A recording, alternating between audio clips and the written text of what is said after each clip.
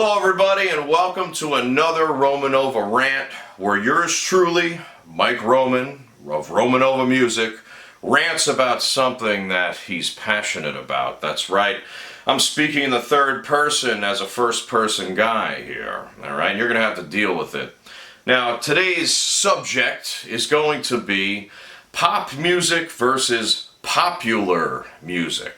Music that is actually popular based on a grassroots phenomenon of a bunch of people really digging or being emotionally moved by something, or the phenomenon of pop music, which is generated, generic, basically investor capital bullshit. Okay? We'll call it what it is.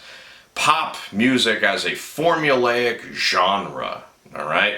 And I've complained about genres before, but in this particular case, pop music is a real criminal.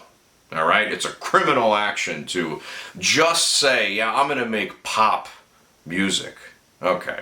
It's one thing to say you're only going to deal with music that's popular, that a lot of people know and love and enjoy, and it culturally or spiritually enriches their lives. But pop music as a genre doesn't really seek to do that necessarily. And I'm going to explain a little bit why.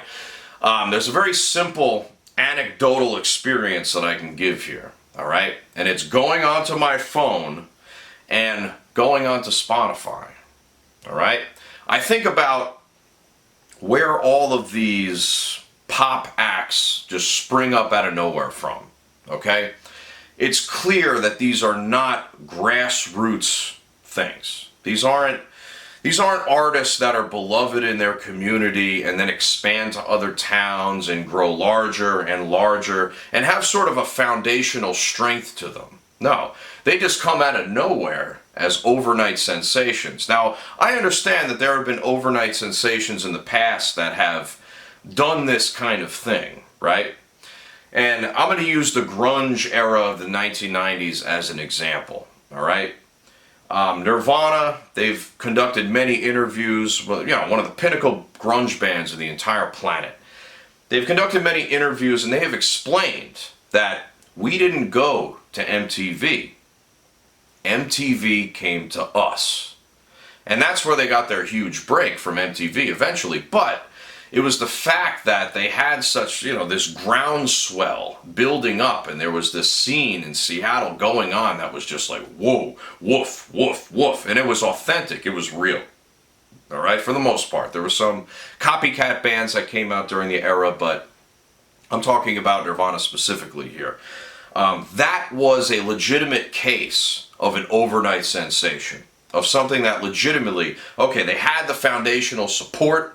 A lot of people really dug on it, and this style of music was just growing and growing and growing, and then MTV finally decided to come to them and, make the video for Smells Like Teen Spirit.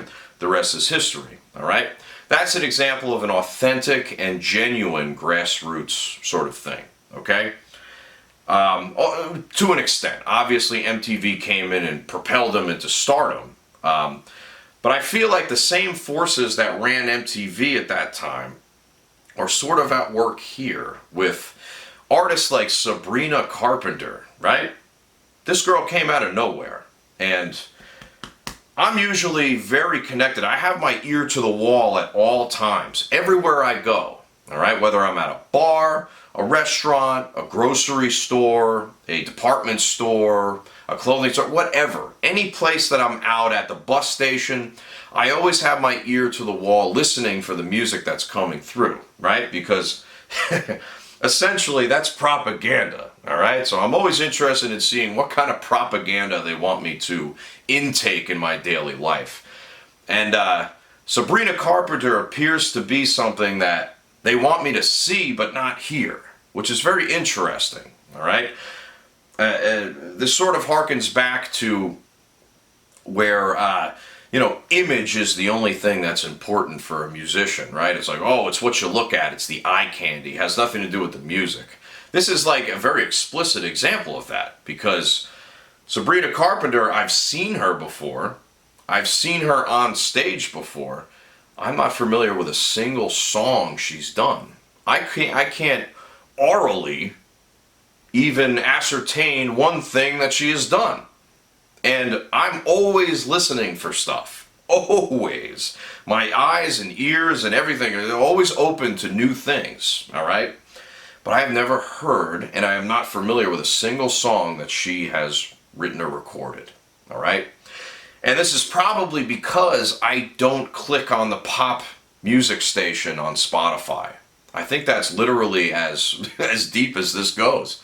I don't go on TikTok and click on viral videos. I click on what looks interesting to me. And listen, Sabrina Carpenter does not look interesting to me, either visually or orally. All right? Well, I can't even tell because I've never even heard a single song she's done, because that's apparently the least important part of her career. And I feel like there's a lot of artists like that, musicians, that are coming up where it's like the music is secondary to everything.